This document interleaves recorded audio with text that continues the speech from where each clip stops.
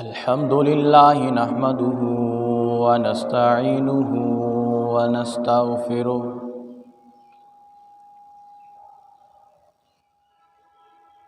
ونؤمن به ونتوكل عليه ونعوذ بالله من شرور أنفسنا ومن سيئات أعمالنا من يهده الله فلا مضل له ومن يضلله فلا هادي له ونشهد أن لا إله إلا الله وحده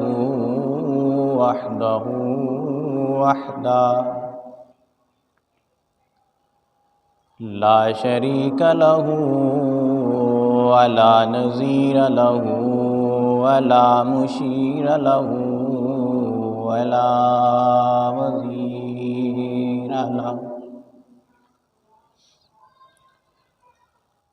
وصل على سيد الرسل وخاتم الأنبياء والمرسلين وقال الله تبارك وتعالى في كلامه المجيد والفرقان الحميد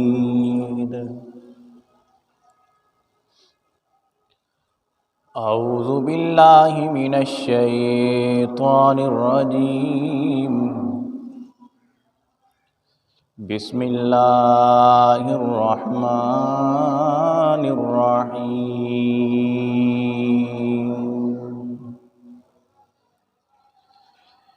إنا عرضنا الأمانة على السماوات والأرض والجبال فأبين أن يحملنها وأشفقن منها وحملها الإنسان صدق الله العظيم وصدق رسوله النبي الكريم ونحن على ذلك لمن الشاهدين والشاكرين والحمد لله رب العالمين۔ درود پاک پڑھ لیں۔ اللہم صل علی محمد وعلی آل محمد كما صليت على إبراهيم وعلى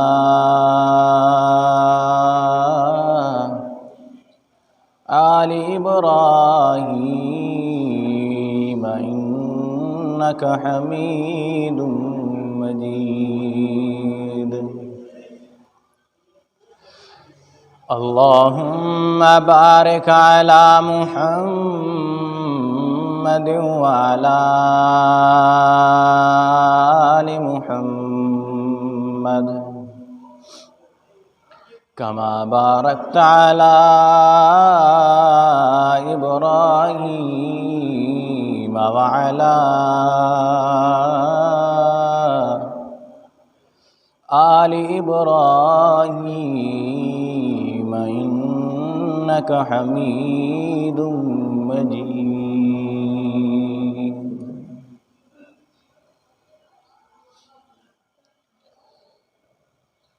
میرے واجب الاحترام قابل صد احترام معزز سامعین حضرات،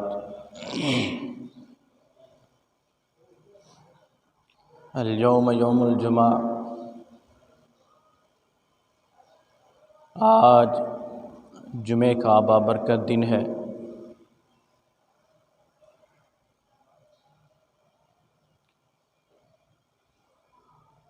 اور میں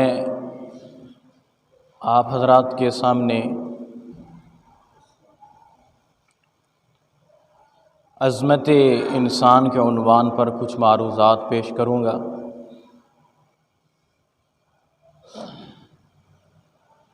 اللہ رب العزت سے دعا گو ہوں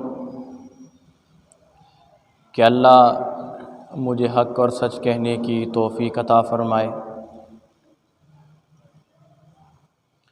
اور ہمیں کہنے اور سننے سے زیادہ اس پر عمل کرنے کی توفیق عطا فرمائے۔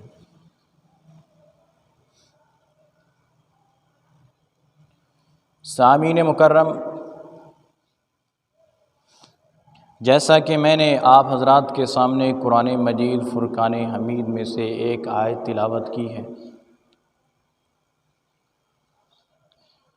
اللہ تعالیٰ قرآن مجید میں فرماتے ہیں کہ اِنَّا عَرَضْنَا الْأَمَانَةَ عَلَى السَّمَاوَاتِ وَالْأَرْضِ وَالْجِبَالِ۔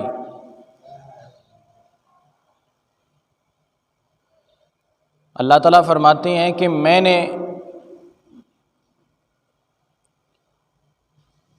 کہ ہم نے اپنی امانت کو آسمانوں کے حوالے کرنا چاہا، زمین کے حوالے کرنا چاہا اور پہاڑوں کے حوالے کرنا چاہا، یعنی اس کی پیشکش کی۔ فَأَبَيْنَ أَن يَحْمِلْنَهَا وَأَشْفَقْنَ مِنْهَا وَحَمَلَهَا الْإِنسَانُ۔ تو انہوں نے اس امانت کو اٹھانے سے انکار کر دیا تو انسان نے اس پیشکش کو قبول کیا۔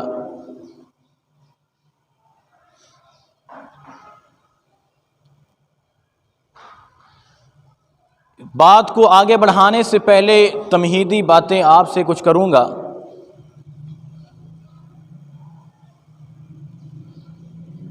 اللہ تعالیٰ نے انسان کو ابھی پیدا نہیں فرمایا تھا، اللہ تعالیٰ نے موج میں آ کر ایک مرتبہ جو ہے وہ فیصلہ فرما دیا کہ ہم نے اپنی امانت کو ایک مخلوق کے حوالے کرنا ہے جو اس کی ذمہ داریوں کو جو ہے وہ پورا کرے گی۔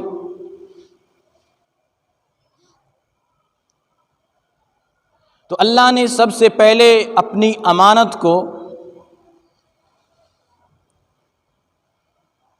آسمانوں کے حوالے کرنا چاہا، اس کی پیشکش انہیں کی، پھر زمین کے حوالے کرنا چاہا، اسے پیشکش کی، پھر پہاڑوں کو حکم دیا، بلکہ پیشکش کی کہ یہ میری امانت ہے، تم نے اسے اٹھانا ہے، کیا تمہارے اندر یہ طاقت ہے تم اسے اٹھا سکو؟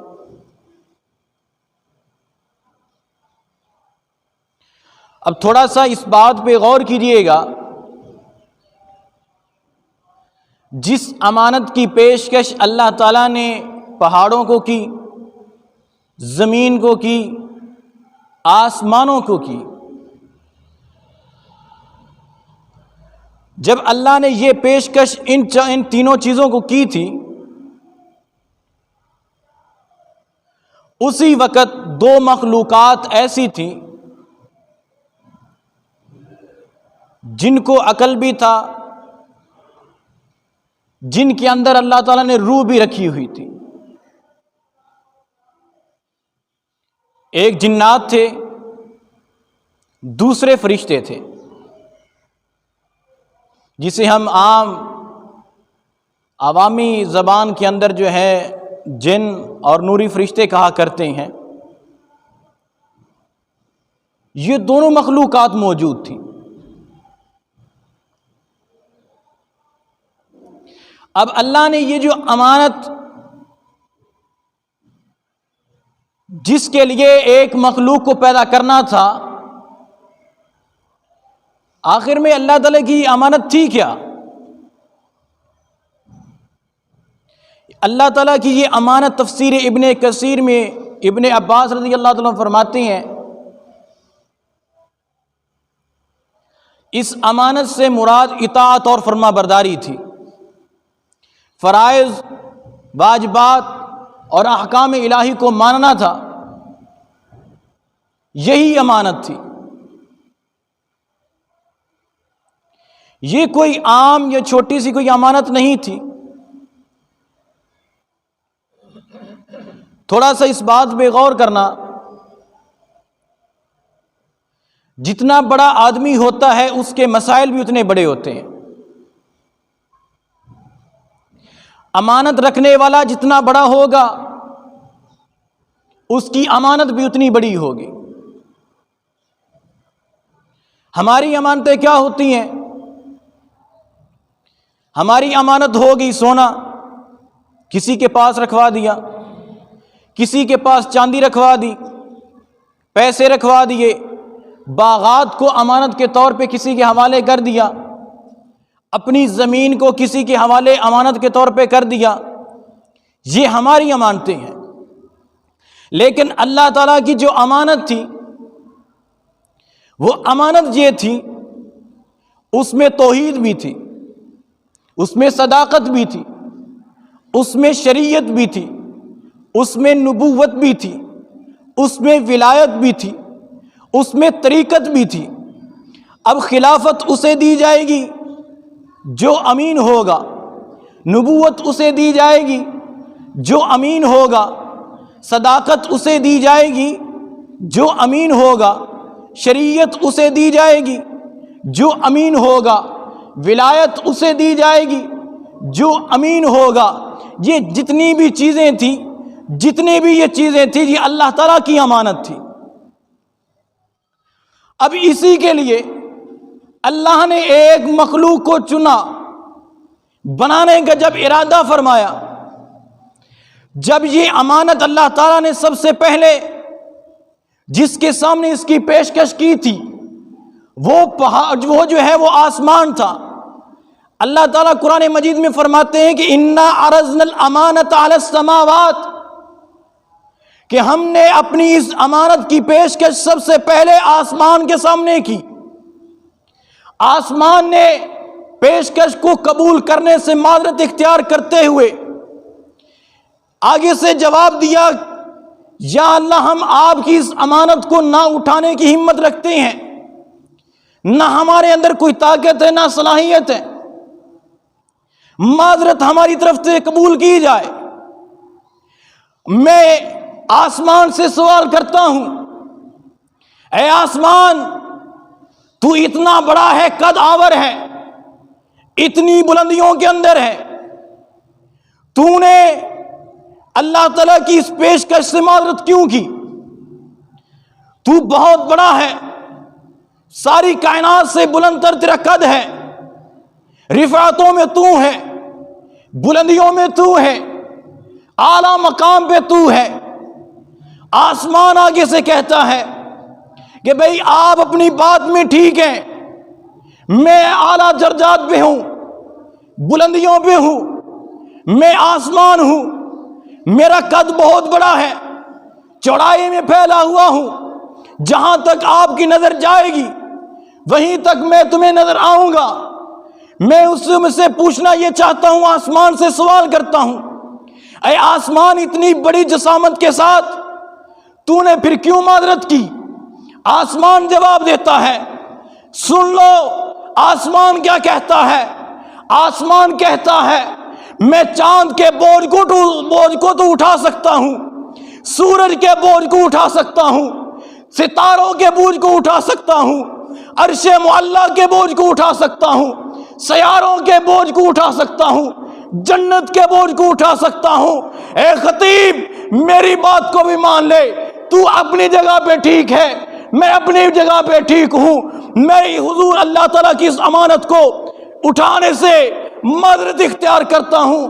میں پوچھنا یہ چاہتا ہوں، کیوں معذرت کرتے ہو؟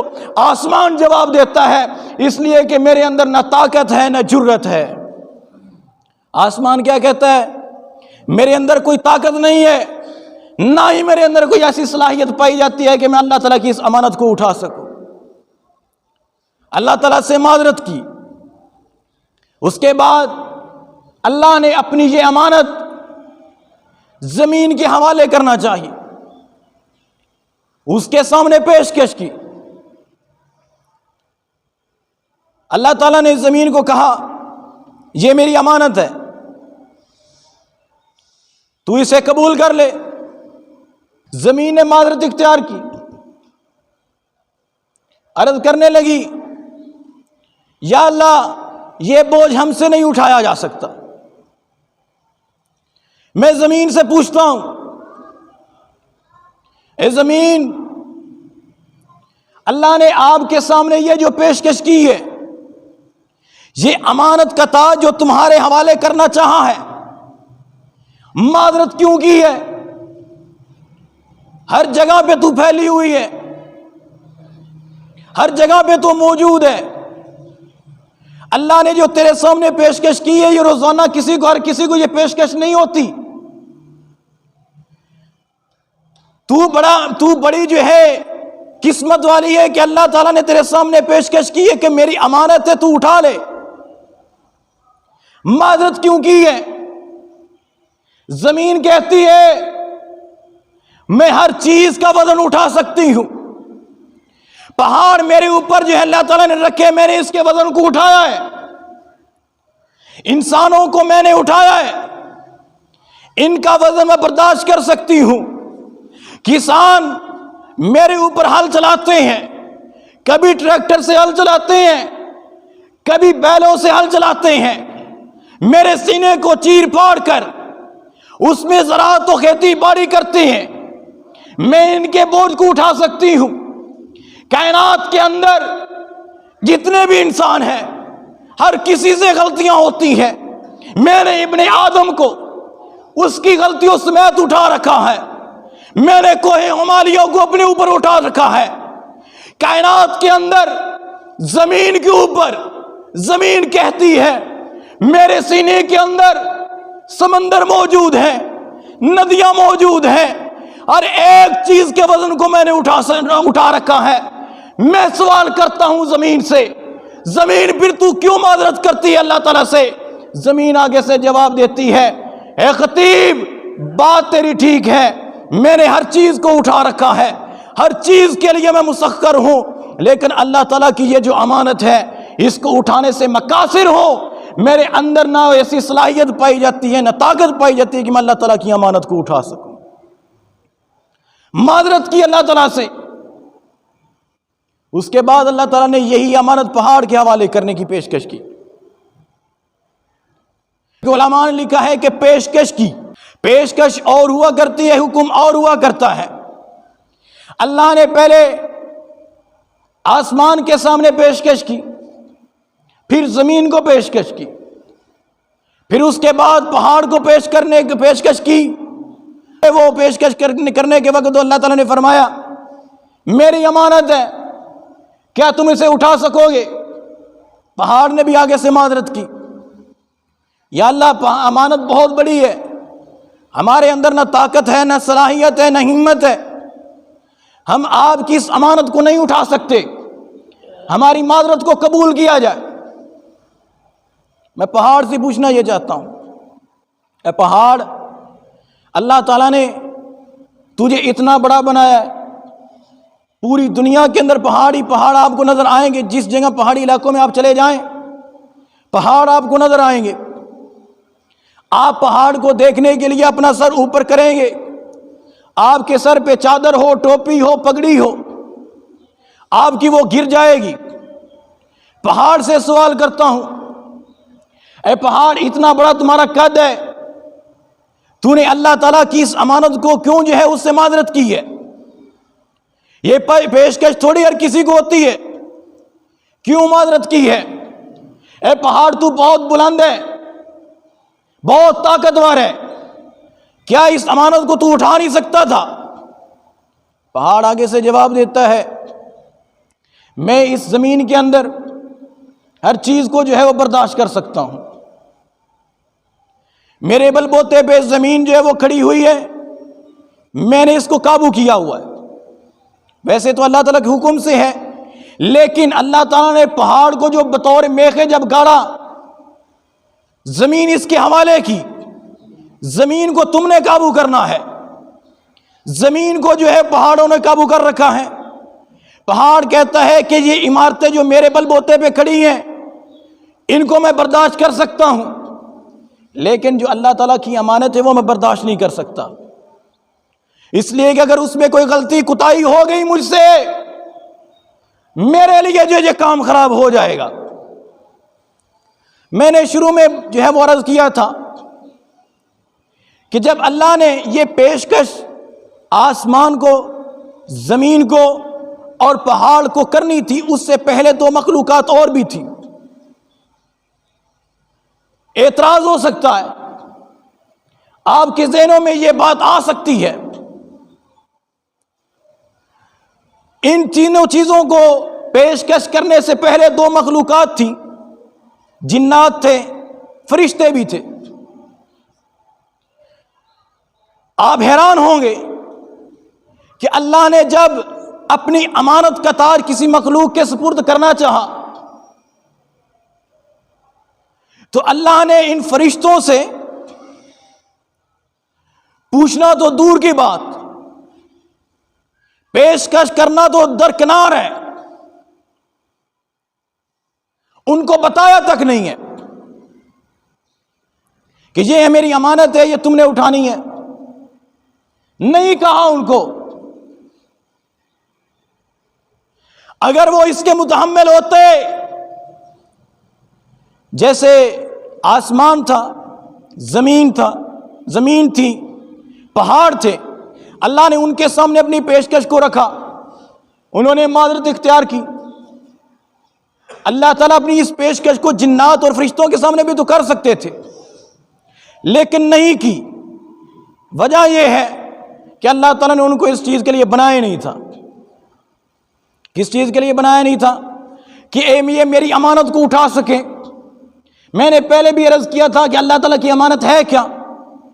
اللہ تعالیٰ کی امانت ہے فرائض اور واجبات ہیں، اللہ تعالیٰ کی یہ امانت ہے اللہ کی توحید کے اوپر کاربند رہنا، یہ اللہ تعالیٰ کی امانت ہے، رسول اللہ کی سنت کے اوپر عمل کرنا، یہ اللہ تعالیٰ کی امانت ہے۔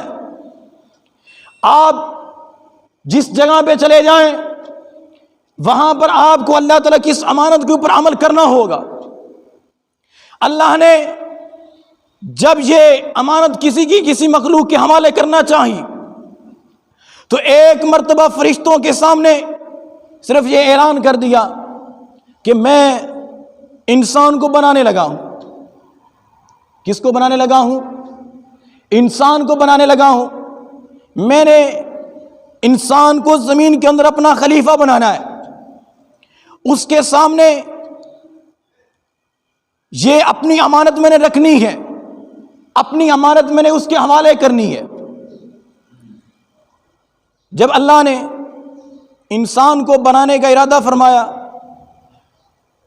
تو اس وقت فرشتوں نے اللہ تعالیٰ کی بارگاہ میں عرض کیا۔ ایک ہوتا ہے عرض کرنا، ایک ہوتا ہے اعتراض۔ عرض اور ہوتا ہے، اعتراض اور ہوتا ہے۔ تو فرشتوں نے اللہ تعالیٰ کے سامنے جو بات اپنی رکھی تھی وہ بطور عرض تھی، اعتراض نہیں تھا۔ جب اللہ نے یہ ارادہ فرما لیا کہ میں نے ایک مخلوق کو پیدا کرنا ہے جو انسان ہے، اس وقت فرشتوں نے اللہ تعالیٰ کی بارگاہ میں عرض کیا کہ یا اللہ، ہم آپ کی عبادت کرتے ہیں، آپ کا جو حکم ہوتا ہے ہم اس کے اوپر عمل کرتے ہیں، آپ کی حمد اور تسبیح بیان کرتے ہیں، پھر کیا وجہ ہے کہ انسان کو جو آپ پیدا کرنے لگے ہیں؟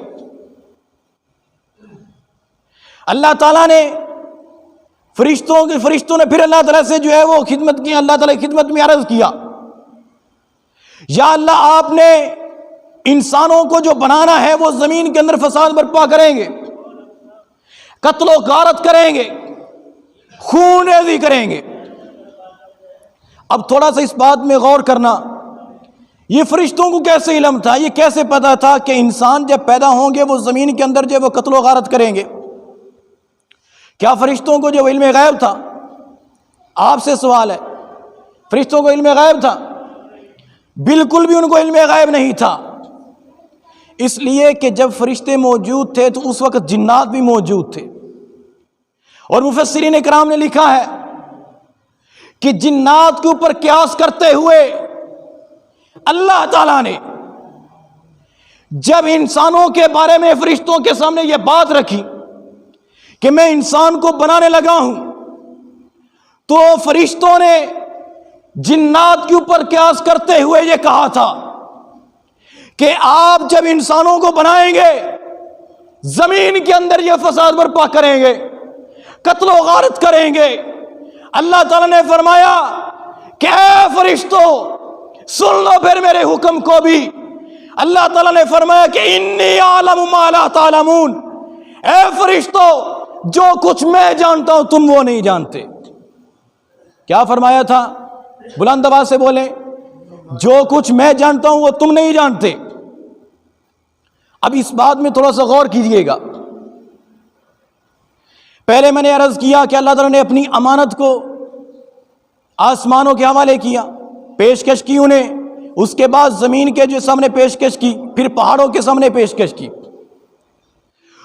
تو ان چیزوں نے معذرت کر لی کہ یا اللہ ہم اس جو ہے آپ کی اس امانت کو اٹھانے سے قاصر ہیں، آپ کی اس امانت کو نہیں اٹھا سکتے۔ تو اللہ تعالیٰ نے جب یہی پیشکش حضرت آدم علیہ السلام سے کی، حضرت آدم علیہ السلام نے قبول کی۔ تفسیر ابن کثیر کے اندر حضرت ابن عباس رضی اللہ تعالیٰ سے روایت ہے، وہ فرماتے ہیں یہ پیشکش جو ہے امانت کی پیشکش اللہ تعالیٰ نے حضرت آدم علیہ السلام کو عصر کے وقت کی تھی۔ مغرب کے وقت ان سے وہ غلطی سرزد ہو گئی، وہ خطا سرزد ہوئی، جس کی وجہ سے ان کو جنت سے جو ہے وہ نکال دیا گیا۔ اب تھوڑا سا اس بات پہ غور کیجیے گا، اللہ نے اپنی امانت کو آسمانوں کے حوالے کرنا چاہا، زمین کے حوالے کرنا چاہا، پہاڑوں کے حوالے کرنا چاہا، سب نے معذرت اختیار کی، تو معلوم ہوا کہ انسان کا رتبہ آسمانوں سے بڑا ہے، زمین سے بڑا ہے، پہاڑوں سے بڑا ہے، جنات سے بڑا ہے، فرشتوں سے بڑا ہے۔ کائنات کے اندر کوئی ایسی چیز نہیں ہے کہ جس کا مرتبہ انسان سے بلند ہو۔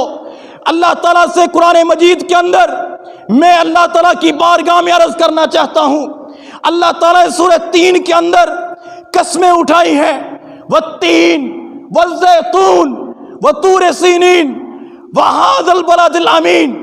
اے اللہ آپ کی بارگاہ میں عرض کرنا چاہتا ہوں، یا اللہ 4 قسمیں کیوں اٹھائی ہیں؟ طور کی اٹھائی، والتین کی اٹھائی ہے، طور سینا کی اٹھائی ہے، ھذا البلد الامین مکہ مکرمہ کی قسم کیوں اٹھائی ہے؟ یا اللہ 4 قسمیں کیوں اٹھائی ہیں؟ آگے سے اللہ تعالیٰ جواب دیتے ہیں، ہمیں حکم کر ملتا ہے کہ اے میرے بندو ہم نے 4 قسمیں اس لیے اٹھائی ہیں، مسئلہ بڑا ہے، 4 قسمیں اسی لیے اٹھانی پڑی ہیں۔ اللہ تعالیٰ قرآن مجید میں فرماتے ہیں لَقَدْ خَلَقْنَا الْإِنسَانَ فِي أَحْسَنِ تَقْوِيمٍ، تحقیق ہم نے انسان کو اچھے انداز سے بنایا ہے۔ کس انداز سے بنایا ہے؟ اچھے انداز سے بنایا ہے۔ اللہ تعالیٰ کو اسی لیے جو ہے وہ قسمیں اٹھانی پڑی، اس لیے کائنات کے اندر لوگوں کو بتانا پڑا کہ انسان کا مرتبہ تمام چیزوں سے بلند ہے۔ اعتراض ہو سکتا تھا، اللہ تعالیٰ نے زمین کو بنایا، اس پہ کسی کو اعتراض نہیں ہوگا۔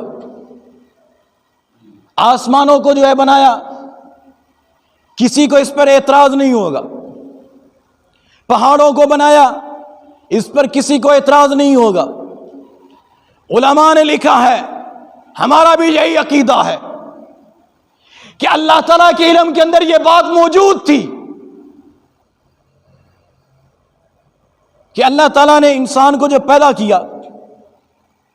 اب تھوڑا سا اس سے پیچھے چلے جائیں، جب کسی نے عمارت کوئی بنانی ہوتی ہے، ہم نے یہ مسجد بنوائی، ہم نے بڑے بڑے مستریوں سے رابطے کیے، انجینئر آئے، نقشے انہوں نے بنا کر دیے، یا اس کے علاوہ کسی نے اپنی جو کوٹھی وغیرہ بنوانی ہو انجینئروں سے رابطہ کرتا ہے، اعلیٰ قسم کے مستریوں سے رابطہ کرتا ہے، ان سے نقشے بنواتا ہے، ان سے کیا کرتا ہے؟ نقشے بنواتا ہے۔ بلند آواز سے بولے، کیا کرواتا ہے؟ نقشے بنواتا ہے۔ ہر کاریگر اپنے عقل کے مطابق، اپنی سوچ کے مطابق نقشے بناتا ہے۔ وہ نقشہ کچھ اس انداز سے بناتا ہے کہ دیکھنے والا جو ہے وہ حیران رہ جائے، دیکھنے والا اشش کر اٹھے۔ اللہ تعالیٰ نے انسان کو جب پیدا کیا، اللہ تعالیٰ نے جب انسان کو پیدا کیا تو اللہ تعالیٰ نے انسان کو اپنے ہاتھوں سے بنایا۔ کس سے بنایا؟ اپنے ہاتھوں سے بنایا۔ میں اللہ تعالیٰ کی بارگاہ میں عرض کرنا چاہتا ہوں، اللہ تو نے آسمان کو پیدا کیا کن کہہ کر، سورج کو بنایا کن کہہ کر، چاند کو بنایا کن کہہ کر، پہاڑوں کو بنایا کن کہہ کر، زمینوں کو بنایا کن کہہ کر۔ کائنات کے اندر جس چیز کو بھی اللہ نے بنایا ہے کن کہہ کر بنایا ہے۔ اللہ کی بارگاہ میں عرض کرتا ہوں کہ یا اللہ تو نے انسان کو کیسے بنایا ہے؟ اللہ تعالیٰ آگے سے جواب دیتے ہیں، خلقتہ بیدی، میں نے انسان کو اپنے دونوں ہاتھوں سے بنایا ہے۔ کس سے بنایا ہے؟ دونوں ہاتھوں سے بنایا ہے۔ اس لیے بنایا کہ اعتراض ہو سکتا تھا۔ میں نے پہلے بات کی ہے، زمین کو اللہ تعالیٰ نے کن کہہ کر بنایا، اس پر کسی کو اعتراض نہیں ہو سکتا تھا۔ آسمان کو کن کہہ کر بنایا، کسی کو اعتراض نہیں ہو سکتا تھا۔ جس چیز کو بھی اللہ نے کن کہہ کر بنایا ہے، اللہ کن کہا کرتے تھے، وہ کام ہو جایا کرتا تھا۔ کن کہہ کر بنایا، اعتراض نہیں ہوا۔ اللہ تعالیٰ نے خلقتہ بیدی اس وجہ سے فرمایا کہ میں نے انسان کو اپنے دونوں ہاتھوں سے بنایا ہے، اس لیے کہ انسان پر اعتراض ہوگا، ایسا انسان پر جو ہے وہ اعتراض ہوگا۔ اللہ تعالیٰ نے جب انسان کو پیدا فرمایا، وقت قلیل ہے، تھوڑا وقت ہے، بات کو سمیٹتا ہوا جاؤں گا۔ اللہ تعالیٰ نے انسان کو بنایا اپنے دونوں ہاتھوں سے۔ اعتراض ہو سکتا تھا، اعتراض کرنے والے اعتراض کرتے ہیں۔ اللہ تعالیٰ نے انسان کو اپنے ہاتھوں سے اس لیے بنایا کہ اعتراض تبھی ہوتا ہے جب کسی چیز کے اندر کوئی کمی بیشی ہوتی ہے۔ اب کوئی بندہ کوئی تصویر بناتا ہے، یا کوئی مستری کوئی عمارت کو تعمیر کرتا ہے، اس کے اندر کسی جگہ پہ کوئی اینٹیں جو ہے وہ ٹیڑھی میڑھی ہو جاتی ہیں، دروازے لگانے والا کوئی دروازہ لگاتا ہے، دروازے کے اندر کوئی خرابی ہوتی ہے، تو دیکھنے والا جب اعتراض کرے گا وہ یہ کہے گا کہ یہ فلاں جگہ کے اوپر یہ جو دروازہ لگا ہوا ہے، فلاں جو اینٹیں لگی ہوئی ہیں وہ ٹھیک نہیں لگی ہوئی، یہ دروازہ جو لگا ہوا ہے، یہ جو اعتراض ہوا ہے، یہ اعتراض دروازے پہ نہیں ہوا۔ اینٹیں اگر ٹیڑھی میڑھی لگی ہوئی ہیں، وہ اعتراض جو ہے وہ اینٹوں پر نہیں ہوگا، اعتراض جو ہے اینٹیں لگانے والے پر ہوگا، اعتراض اسی پر ہوگا جس نے دروازہ لگایا ہوگا۔ اللہ تعالیٰ نے انسان کو جب اسی لیے پیدا فرمایا، اپنے ہاتھوں سے بنایا، خلقتہ بیدی، اگر کوئی اعتراض کرے گا انسان کی شکل و صورت پہ، تو جو انسان اعتراض کرے گا، انسان کی شکل پہ اعتراض بعد میں ہوگا، پہلے اس کا اعتراض میری جو کاریگری کے اوپر ہوگا۔ آج ہم ایک دوسرے کو کہتے ہیں، او یار تیرے کان کیسے ہیں، تیرے بال کیسے ہیں، تیرا قد کیوں چھوٹا ہے، کسی کو کہہ دیتے ہیں کہ تیری جسامت ایسی ہے، تیرے کان ایسے ہیں، کسی کو ہم کہہ دیتے ہیں تیرے کان نہیں، گڈی دے پکھے نے۔ اس طرح کی جب ہم باتیں کرتے ہیں، یقین کر لیں حقیقت میں ہم اس انسان کے اندر وہ عیب نہیں نکال رہے ہوتے، بلکہ کاریگر یعنی اللہ تعالیٰ کی جو ہے وہ کاریگری کے اندر عیب نکال رہے ہوتے ہیں۔ کس کے اندر عیب نکال رہے ہوتے ہیں؟ اللہ تعالیٰ کی کاریگری کے اندر عیب نکال رہے ہوتے ہیں۔ تو سامعین محترم، اللہ تعالیٰ نے فرمایا لَقَدْ خَلَقْنَا الْإِنسَانَ فِي أَحْسَنِ تَقْوِيمٍ، میں نے انسان کو، اللہ تعالیٰ فرماتے ہیں کہ ہم نے انسان کو احسن انداز میں پیدا فرمایا۔ حضرت یہاں پر ایک واقعہ مجھے یاد آ گیا ہے، حضرت امام ابو حنیفہ رحمہ اللہ کے زمانے کا ایک واقعہ ہے۔ ان کے زمانے کے اندر کسی گھر کے اندر ایک بندہ اپنی بیوی کے ساتھ بیٹھا ہوا تھا، رات کا وقت تھا، باتیں کر رہے تھے۔ شوہر کو پتہ نہیں کیا سوجی، 14ویں رات کا چاند جو ہے وہ چمک رہا تھا۔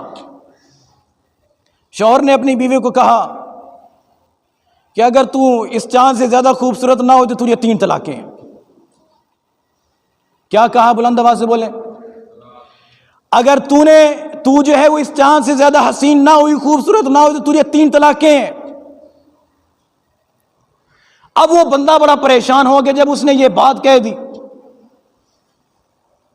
کبھی جو ہے وہ کسی مولوی کے پاس جاتا ہے، کبھی کسی مولوی کے پاس جاتا ہے، جس کے پاس بھی گیا تو اس نے کہا کہ یہ طلاق ہو گئی۔ اب ہمارے اس معاشرے میں ہوتا کیا ہے بتائیں؟ بعض لوگ اس طرح کے ہوتے ہیں کہ وہ اپنی ازواجوں کو، بیویوں کو جو وہ طلاقیں تو دے دیتے ہیں، پھر کبھی کسی مولوی کے پاس جاتے ہیں، کبھی کسی مولوی کے پاس جاتے ہیں، کبھی بریلوی کے پاس جاتے ہیں، کبھی دیوبندی کے پاس جاتے ہیں، کبھی اہل حدیث کے پاس جاتے ہیں۔ اس سے پوچھتے ہیں کہ میں نے اپنی بیوی کو طلاق دی ہے، میں نے یہ الفاظ استعمال کیے ہیں، کیا اس سے جو ہے وہ طلاق ہو گئی یا نہیں ہوئی؟ ہر مولوی اپنے حساب سے مسئلے کو سنتا ہے۔ یہاں پر ایک چھوٹا سا مجھے ایک لطیفہ سا یاد آ گیا، مناظر اسلام رئیس المناظرین حضرت مولانا امین صفدر اکاڑوی رحمہ اللہ کا، یہ طلاق کے معاملے پہ نہ کہیں ان کا مناظرہ ہوا، تو وہ اہل حدیث تھے، وابی، جن کو بعض لوگ تو ہمیں وابی بولتے لیکن ہم نہیں ہیں، وہ جو ہے وہ کسی جگہ پہ اہل حدیثوں سے ان کا مناظرہ ہوا۔ اہل حدیثوں کے ہاں جو ہے وہ ایک مجلس کے اندر کوئی بندہ اپنی بیوی کو 3 طلاقیں دے دے تو ان کے ہاں وہ 1 طلاق وہ شمار کرتے ہیں۔ جب انہوں نے وہاں پر وہ مناظرہ کر رہے تھے، مسئلہ یہ تھا کہ ایک مجلس میں 3 دفعہ طلاقیں دی ہوئی 3 ہوتی ہیں، وہ آگے سے وہ اہل حدیث کہتے ہیں نہیں، ایک مجلس میں 3 طلاقیں دی ہوئی 1 ہوتی ہیں۔ سمجھ آئی ہے کہ نہیں آئی؟ تو اس وقت یہ بہت بڑے مناظر تھے امین صفدر اکاڑوی رحمہ اللہ، جب یہ اہل حدیث مناظرہ ہار رہے تھے، انہوں نے پولیس والوں کو کال کر دی، یہاں پر جو ہے وہ لڑائی ہو رہی ہے کہ آپ آ جائیں۔ جب وہاں پر وہ آئے پولیس والے، تو تھانے دار نے اس وقت کہا، ایس ایچ او نے، کہ مجھے کال کسی نے کی ہے، یہاں پر جو ہے وہ لڑائی ہو رہی ہے، جھگڑا ہو رہا ہے، اگر کسی نے دوبارہ کوئی بات کی تو میں اس کو جوتے لگاؤں گا۔ اس وقت انہوں نے آگے امین صفدر اکاڑوی رحمہ اللہ نے فرمایا کہ تھانے دار صاحب ٹھیک ہے، آپ ہمیں جوتے لگا لینا، آپ نے جب مجھے لگانے ہیں جوتے تو آپ نے 3 لگا کر 3 ہی گننے ہیں۔ یہ جو اہل حدیث مناظر بیٹھا ہوا ہے، اس کو لگانے 3 اور گننا 1 ہے۔ کیا کرنا ہے؟ لگانے 3 ہے، گننا 1 ہے۔ اس وقت وہ جو ہے وہ کھڑا ہو گیا، یہ کون سی بات ہوئی؟ تو اس نے کہا کہ یہی تو سارا مسئلہ تھا۔ اس وقت وہ ایس ایچ او نے کہا کہ یہ کیا آپ کہہ رہے ہیں؟ اس نے کہا یہی تو سارا ہمارا مسئلہ تھا کہ اسی وجہ سے ہمارا مناظرہ ہو رہا تھا۔ ہم کہتے ہیں کہ ایک مجلس میں 3 طلاقیں 3 ہوا کرتی ہیں، یہ کہتا ہے کہ ایک مجلس میں 3 طلاقیں 1 ہوا کرتی ہیں۔ تو سامعین محترم، میں پیچھے بات کر رہا تھا حضرت امام ابو حنیفہ کے واقعے کے بارے میں۔ انہوں نے، وہ لوگ جو ہیں وہ ادھر ادھر گھوم رہے تھے، کبھی کسی مولوی کے پاس جاتے تھے، شاید کوئی جو ہے وہ ہلا بہانہ نکل آئے، جی ہماری عادت ہوا کرتی ہے غصے میں آ کر بیویوں کو جب طلاقیں دیتے ہیں، حالانکہ شریعت نے اس کی اجازت تو دی ہے، طلاق تم دے سکتے ہو، لیکن ناپسندیدہ بھی شریعت اس کو فرمایا ہے، پسند بھی نہیں فرمایا اس کو۔ اب وہ بندہ جو ہے وہ جس نے یہ تو کہہ دیا کہ میری بیوی اگر چاند سے زیادہ خوبصورت نہ ہوئی تو اسے 3 طلاقیں ہیں، کبھی کسی مولوی کے پاس جاتا ہے، کبھی کسی مولوی کے پاس جاتا ہے، جس کے پاس بھی گیا تو اس نے کہا کہ چاند تو بہت حسین ہے، تیری بیوی تو اتنی جو ہے وہ خوبصورت نہیں ہے، تیری بیوی کو جو ہے وہ طلاق ہو چکی ہے۔ لہذا تم آپس میں علیحدگی اختیار کر لو۔ بندہ بڑا پریشان تھا، اس نے حضرت امام ابو حنیفہ حضرت نعمان ابن ثابت رحمہ اللہ کے بارے میں سن رکھا تھا۔ انہوں نے کہا کہ یہ آخری بندہ ہے، شاید اس کے پاس جا کے جب آپ پنجابی میں کہتے ہیں کہ ٹوچ لگ جاوے یا تکا لگ جاوے، اس کے بعد میں جاتا ہوں شاید کچھ جو ہے وہ رستہ نکل جائے۔ جب ان کے پاس گئے، ان سے جا کر کہا کہ حضرت امام صاحب کہ ہم نے اپنی بیوی کو کہا کہ اگر تو چاند سے زیادہ حسین نہ ہو تو تجھے طلاق ہے۔ میں نے 3 طلاقوں کو اس کو کہہ دیا۔ علماء نے کہا ہے کہ فلاں مولوی نے بھی کہا ہے، فلاں مولوی نے کہا ہے، فلاں مولوی نے کہا کہ تیری بیوی کو طلاق ہو چکی ہے، اب ہم کیا کریں؟ حضرت امام صاحب نے فرمایا کہ نہیں، طلاق نہیں، اٹھ جاؤ اپنے گھر میں، اب جو ہے وہ خلوت میں آپ نے جو کرنا ہے کرو، اجازت ہے تمہیں، کوئی مسئلہ نہیں ہے۔ وہ بندے جو ہے وہ خوشی خوشی جو ہے وہ چلا گیا اپنے گھر۔ اگلے دن اس نے مولویوں کو بتا دیا کہ آپ نے تو کہا تھا کہ ہماری طلاق ہو چکی ہے، یہ کیا مسئلہ ہے کہ وہ نعمان بن ثابت نے کہا کہ تمہاری طلاق نہیں ہوئی۔ اجتماع جو ہے وہ بڑا لگ گیا، بڑے بڑے مولوی وہاں پر آئے۔ اس وقت ایک سفیان نامی ایک بہت بڑا امام تھا۔ اس وقت اس نے کہا کہ امام صاحب کی عمر جو ہے وہ اس وقت تھوڑی تھی اور سفیان کی بہت زیادہ تھی۔ اس نے کہا کہ آپ نوجوان ہیں، آپ نے کیسے اس مسئلے کا جو ہے وہ حل اس کو نکال کر دے دیا ہے؟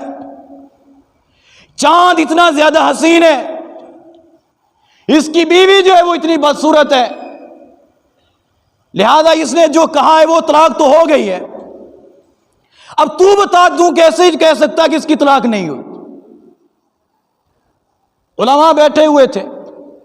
حضرت امام ابو حنیفہ رحمہ اللہ جو ہے وہ فرماتے ہیں کہ آپ کی قرآن مجید میں سورہ 3 کے اندر جو ہے وہ نظر نہیں پڑی کہ اللہ تعالیٰ نے جو وہاں پر قسمیں اٹھائی ہیں 4، والتین والزیتون وطور سینین وہذا البلد الامین، آگے اللہ تعالیٰ نے فرمایا کہ لقد خلقنا الانسان فی احسن تقویم، کہ ہم نے انسان کو بہترین انداز میں پیدا فرمایا ہے، یہی میری دلیل ہے، لہذا ان کی طلاق نہیں ہوئی ہے۔ کہ اللہ تعالیٰ جو فرما رہے ہیں کہ ہم نے پوری کائنات سے حسن و جمال میں سب سے زیادہ جس کو جو حسن و جمال ہم نے عطا کیا وہ انسان ہے، لہذا یہی میری دلیل ہے، ان کے درمیان طلاق نہیں ہوئی۔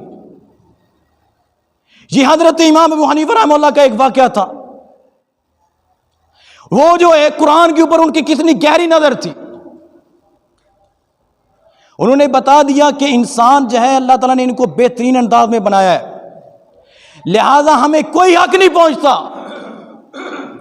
ہم کسی انسان کے اندر جو عیب نکالیں، اسے کہیں کہ تیرا رنگ کالا ہے، تیری شکل فلاں جیسی ہے، فلاں جیسی ہے، فلاں جیسی ہے، کیا یہ ہم کو حق پہنچتا ہے؟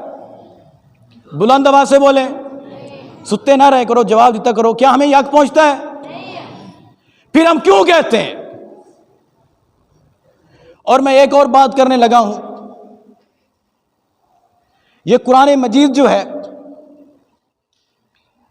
مسائل کے علاوہ ہم نے صرف اس کو چند چیزوں کے لیے صرف رکھ لیا ہے۔ فوتگی ہوتی ہے، طالب علموں کو بلایا جاتا ہے، مدرسے کے اندر قاری صاحب کو کہا جاتا ہے کہ قاری صاحب بچوں کو کہیں وہ قرآن مجید لے کر آئیں، میرے والد کے اوپر آ کر پڑھ دیں۔ بچوں کو کہیں کہ میری والدہ فوت ہو چکی ہے، اس کے اوپر آ کر پڑھیں۔ اب آپ بتائیں، بعض دفعہ ایسے ہوتا ہے وہ ختموں کے اوپر جو ہے وہ بچوں کو بلایا جاتا ہے، پڑھایا جاتا ہے، ان کو کہا جاتا ہے یہ ہماری فوتگی ہوئی ہے، بچوں کو کہیں کہ یہاں کا آ کر جو ہے وہ قرآن مجید پڑھیں۔ اب آج یہ آپ سے سوال ہے، آپ لوگوں سے، یہ جو فوتگی ہوئی ہے، جو والد فوت ہوا ہے کسی کا یا جو کسی کی والدہ فوت ہوئی ہے، یہ کیا کسی طالب علم کی فوت ہوئی ہے یا تمہاری ہوئی ہے؟ وہاں پر بچے جا کر اگر بیٹھیں گے، ان کو کیا لگے کہ تمہارا جو ہے وہ میت جو ہے وہ جہنم میں جائے یا جنت میں جائے؟ وہاں پر وہ قرآن پڑھے یا نہ پڑھے، ان کو کیا ہے؟ وہ قرآن اس لیے پڑھ رہے ہوتے ہیں جو تم نے وہاں پر چولہے کے اوپر جو وہ دیگ کی چڑھائی ہوتی ہے وہ چاولوں کی، وہ اس کے لیے پڑھ رہے ہوتے ہیں۔ چائے جو آپ چولہے کے اوپر رکھ کر آتے ہیں وہ اس کے لیے پڑھ رہے ہوتے ہیں، اور آپ جو اس کا معاوضہ آگے سے دیتی ہیں یہ کوئی جائز نہیں ہوتا۔ پہلی بات تو یہ ہے کہ آپ ان کو بلائیں نہیں۔ ہر ایک بندہ مسلمان ہے، ہر کسی نے قرآن مجید پڑھا ہوا ہے۔ آپ کی جو فوت کی ہوتی ہے آپ خود پڑھیں، خود کیوں نہیں پڑھتے؟ والد تمہارا یا ان کا ہے؟ فوتگی تمہاری ہوئی ہے یا ان طالب علموں کی ہوئی ہے؟ آپ بات آزما کر دیکھ لیں۔ کسی مدرسے سے آپ طلباء کو لے کر آئیں، ان کو جو ہے وہاں پر قرآن مجید دیں، ان کو کہیں کہ یہ ہماری فوتگی ہوئی تھی، یہاں پر آپ پڑھیں، 1.5-2 گھنٹے ان سے پڑھائیں، جاتے ہوئے صرف ان کو اپنی شکل دکھا دیں، السلام علیکم، وعلیکم السلام، کھلانا پلانا کچھ بھی نہیں ہے۔ 15-20 دن کے بعد جانا مدرسے کے اندر، قاری صاحب کو کہنا کہ قاری صاحب ہم نے گھر کے اندر جو ہے وہ تلاوت کروانی ہے، بچوں کو پڑھوانا ہے، لہذا بچوں کو بھیج دیں، میں پھر پوچھوں گا تمہارے ساتھ کوئی آ جائے ادھر۔ کوئی بھی نہیں آئے گا تمہارے ساتھ۔ وہ جو پہلے پڑھ رہے تھے ان کو پتا ہے کہ ہم نے پہلے بھی اس گھر کے اندر جو ہے وہ پڑھنے کے لیے گئے تھے، ہمیں کچھ نہیں ملا، اب ہم جب دوبارہ جائیں گے تو ہمیں کچھ بھی نہیں ملے گا۔ تو یہاں سے ہی اسی بات سے میں اندازہ لگا لینا چاہیے کہ یہ جو گھروں کے اندر جو بچے پڑھنے کے لیے جاتے ہیں یا مسجد کے اندر ہم لوگوں کو بٹھاتے ہیں اور انہیں کہتے ہیں کہ یہ قرآن مجید لو پڑھنا شروع کر دو، وہ تمہارے لیے نہیں پڑھتے، وہ اس کے لیے پڑھتے ہیں جو تم نے گھر کے اندر ان کے کھانے کے لیے بندوبست کیا ہوتا ہے۔ بات سمجھ آئی ہے جو نہیں آئی؟ اگم اٹھ جی میں تھوڑا دل کرو میں کر دے رہے ہیں، اسی تو انشاءاللہ سیدھی سیدھی گال کرنی ہے، اسی اس گال دی ٹینشن انشاءاللہ نہیں لینی۔ یہ ایسی باتیں آپ کو ہر کوئی نہیں بتائے گا، یہ بات یاد رکھنا۔ میں بات کر رہا تھا عصمت انسان کے موضوع پہ۔ اللہ تعالیٰ نے انسان کو بنا دیا، اپنی امانت اس کے اوپر رکھی۔ اللہ تعالیٰ نے اپنی امانت حضرت آدم علیہ السلام کو عطا کی۔ نبوت اللہ تعالیٰ کی امانت تھی، صداقت اللہ تعالیٰ کی امانت تھی، طریقت اللہ تعالیٰ کی امانت تھی، شریعت اللہ تعالیٰ کی امانت تھی، اور یہ کافروں کو تبلیغ کرنا بھی یہ بھی اللہ تعالیٰ کی امانت تھی، یہ بھی اللہ تعالیٰ کی امانت تھی۔ اب میں وقت تھوڑا سا کم رہ گیا، میں بات کو سمیٹتا ہوا جاؤں گا۔ میں نے پہلے عرض کیا کہ اللہ تعالیٰ نے اپنی امانتوں کو آسمانوں کے حوالے، زمین کے حوالے، پہاڑ کے حوالے جب کیا تو انہوں نے معذرت کیوں کی تھی؟ انہوں نے اس وجہ سے معذرت کی تھی کہ اگر ہم سے کوئی غلطی سرزد ہو گئی، اللہ تعالیٰ کی یہ جو امانت ہے کوئی عام امانت نہیں ہے، بہت بڑی امانت ہے، تو ہم تو تباہ و برباد ہو جائیں گے اگر اللہ تعالیٰ کی امانت کے اندر جو ہے ہم سے کوئی غلطی ہو گئی۔ یہ امانت اللہ تعالیٰ نے ہمارے حوالے کی ہے، انسانوں نے، حضرت آدم علیہ السلام نے اس کو قبول کیا، ابھی یہ ہمارے حوالے ہے۔ ابھی ہمیں دیکھنا چاہیے کہ ہم نے اس امانت کا کتنا حق ادا کیا ہے۔ ہم احکام الہی کو مانتے ہیں، کیا ہم شریعت کے اوپر جو ہے وہ کچھ نہ کچھ جو ہے وہ اپنی ہمت کے مطابق عمل کرنے کی کوشش کرتے ہیں؟ نماز کیا ہم پڑھنے کی کوشش کرتے ہیں؟ تو سامعین محترم، یہی باتیں تھیں، یہ ایک سبق ہوتا ہے جو آپ کے سامنے ہم نے رکھنا ہوتا ہے۔ باتیں آپ نے پہلے بھی علماء سے سنی ہیں، لہذا یہ ایک سبق ہوتا ہے یاد دہانی کروانے کے لیے۔ اس کو تھوڑا سا جو ہے وہ جب تازہ ہو جایا کرتا ہے تو کچھ نہ کچھ جو ہے وہ اس کے اثرات جو ہیں وہ ظاہر ہوا کرتے ہیں۔ تو آپ انشاءاللہ اللہ تعالیٰ کی اس امانت کا جو ہے وہ اس کا اپنے ساتھ رکھیں گے نا انشاءاللہ؟ بلند آواز سے بولیں، دعوت و تبلیغ میں جائیں گے یا نہیں جائیں گے انشاءاللہ؟ سنت پہ انشاءاللہ عمل کریں گے یا نہیں کریں گے؟ نماز پڑھیں گے یا نہیں پڑھیں گے؟ اللہ تعالیٰ سے دعا کرتا ہوں کہ اللہ تعالیٰ ہمیں کہنے اور سننے زیادہ اس پر عمل کرنے کی توفیق عطا فرمائے۔ وآخر دعوانا الحمدللہ رب العالمین۔